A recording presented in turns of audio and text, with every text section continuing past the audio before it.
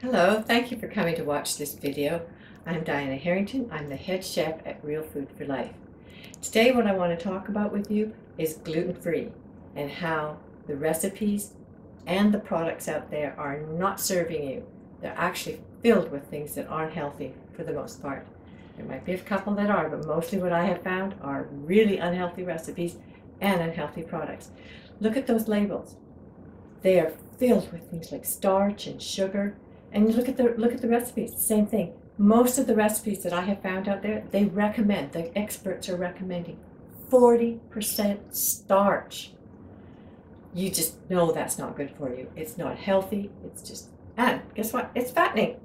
Why would you want to do that to yourself? So what I'm recommending is that you look at those recipes and don't use those ones that are full of starch and sugar. You know, just this last week I thought, well, I'm going to try and make a really good gluten-free pie crust recipe. So I looked all over the internet seeing if I could find what somebody else had done to get some tips on how to do it.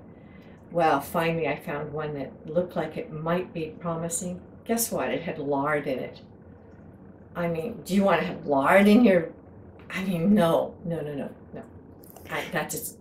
That totally grosses me out.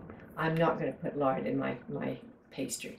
So what I'm going to recommend to you is try the recipes on my site, because our site has gluten-free recipes that are filled with healthy ingredients. They aren't full of sugar. I do not put sugar in things. I use healthy sugars and small amounts of them in a variety of them, ones that I've researched in depth to find out the right ones for each thing. I do not put all that starch in there, and there's not all that gar gum as well. That's not very good for you.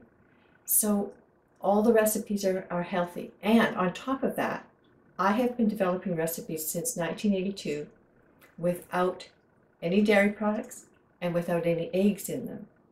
And guess what? The cakes and muffins, they still taste good. They're really good. They still rise and all that kind of stuff.